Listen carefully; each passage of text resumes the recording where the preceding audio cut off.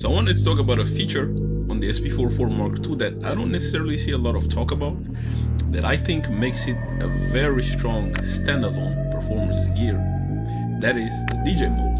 So to kind of explain a little bit, I guess in short, the DJ mode is an interface within the SP404 that allows you to mix samples with step sequences and external source.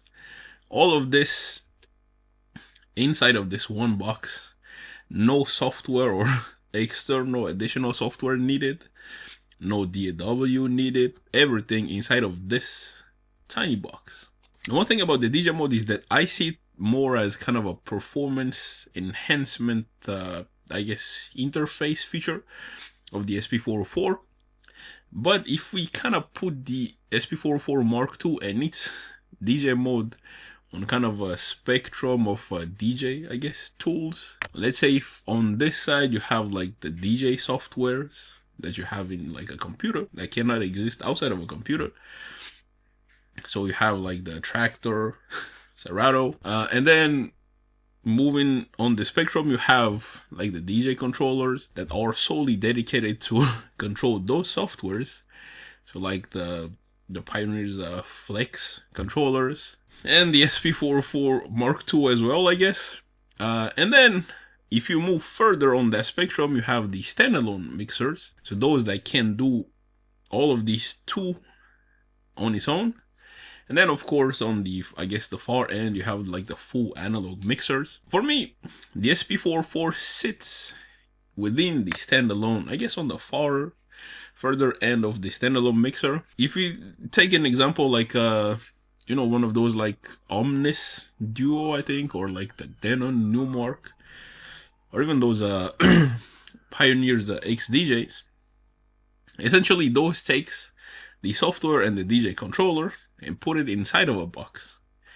The same thing for the SP404. Now, granted, the SP404 doesn't have like jog wheels, faders, and these sort of things, but I guess that's like a trade-off to have this kind of form factor as kind of small as this. So let's try to see something about this kind of performance.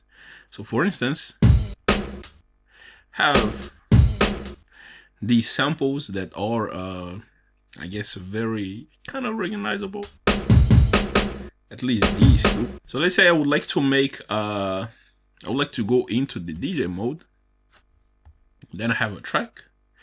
But then at a certain point of the track, I would like to play a step sequence.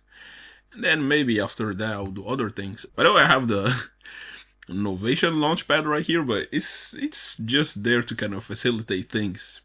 These can be done in the SP404. So let's say I would like to record some sort of a pattern, like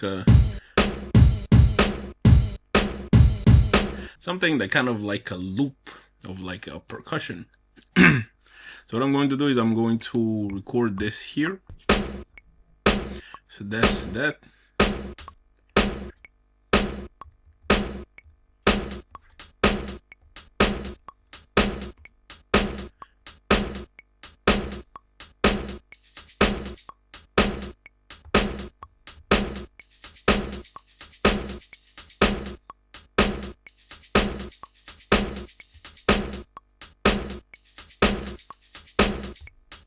So then I have these.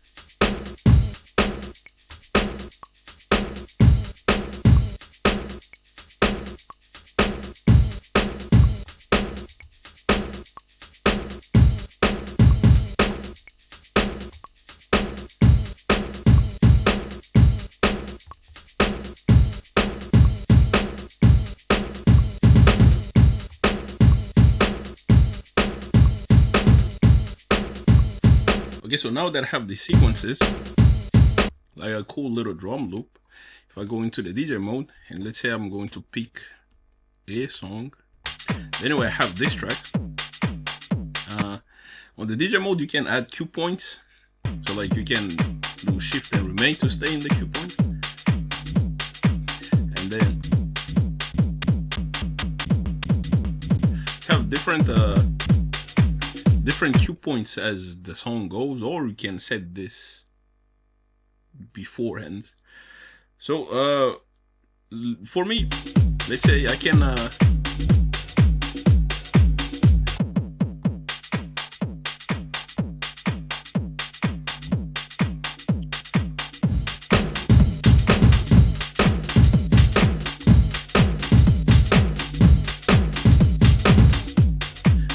I can play this pattern while everything is kind of playing, but essentially what I would like is to kind of have some sort of moment. So when the record kind of drops, then I would like to play this.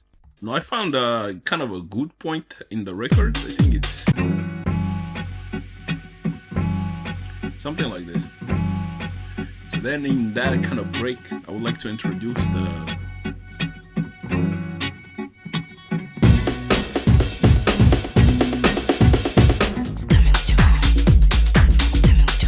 So in that kind of break, I would like to introduce this.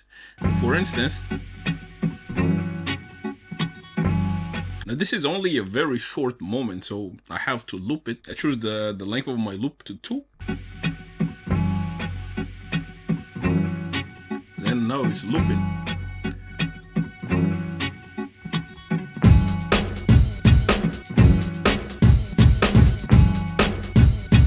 And of course you can readjust the if it doesn't match, we can readjust with the Q button, or we can do other things. But this is already a cool thing. So this is kind of a little cool break in the whole song. And I can add other things.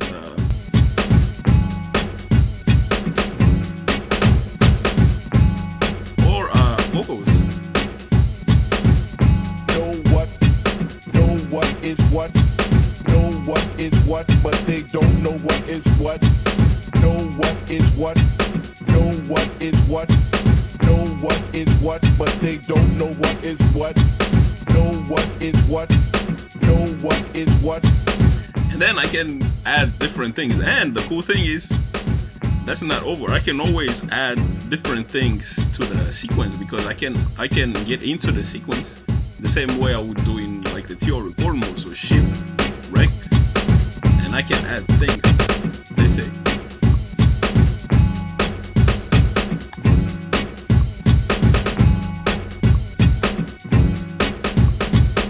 I can add different things as I go.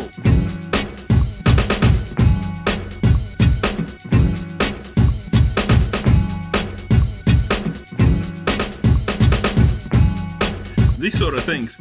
So it's kind of like constantly evolving thing. This is only a 2-bar. This is only a 2-bar loop. So there is not a lot in there, but it can be. But I think the shorter it is, the better. But so now let's see, how do we get out of this? Because playing this all the way is not that cool. So let's say effects.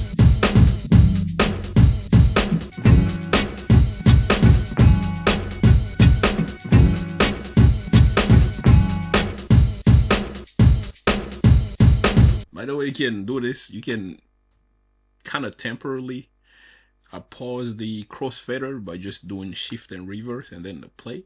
So that kind of like mute the channels. But anyway, so the way I would see it is because right here, this channel, which is the channel 1, is assigned to bus 2, and the channel 3 is by default assigned to channel to bus 1, which essentially is what are the samples assigned to, which by this color they are all bus 1. So the way I can think of getting out of this is bus 1 just kind of muffling, so low pass filter on the third channel, and then releasing the loop from the song. So let's release this.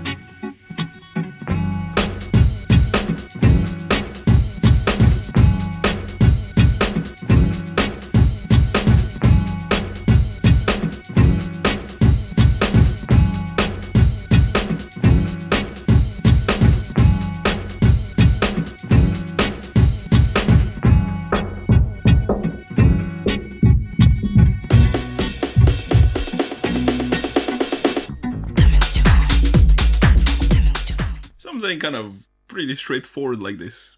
Of course, with the launch pad, that would be a lot easier. I guess there would be a lot more kind of smoother things you can do with the effects and stuff like this. But essentially, it's something like this, that it's not necessarily like you have to just play songs after the other. You can just create like little cool moments like this. Of course, it's not just the third channel, because the SP404 DJ mode, or is the SP404 in general, I guess it's like a fourth channel, I think. Unfortunately, there is no like fourth fader here, but you can have a fourth input. So external input, shift, and then external source. And then you can mix other things coming from an external source. Let's say an innovation circuit, a cassette player. This is one of the many aspects of this specific interface that makes doing these sort of performances a lot easier. So at the end of the day, the DJ mode has only been introduced in the Mark II version of the SP404, but it doesn't necessarily mean that this sort of like a performance thing only existed since. I think there are other things that I saw some videos of people doing similar things with the SX and other gears. So it's not really unique to this. But for me, the DJ mode, especially the DJ mode interface, let's say, facilitate these sort of performance that otherwise would have taken you different route. Like if you play like these samples one by one, and then you have to kind of mix different things, the DJ mode interface makes it a lot easier to do these things standalone. Very important word, standalone. So yes, that's all that I wanted to talk about the SP404 DJ mode. A super cool, and I would say a little bit underrated feature of the SP404 Mark II. So yes, thank you, man. Thank you for watching, and I'll catch you on the next one.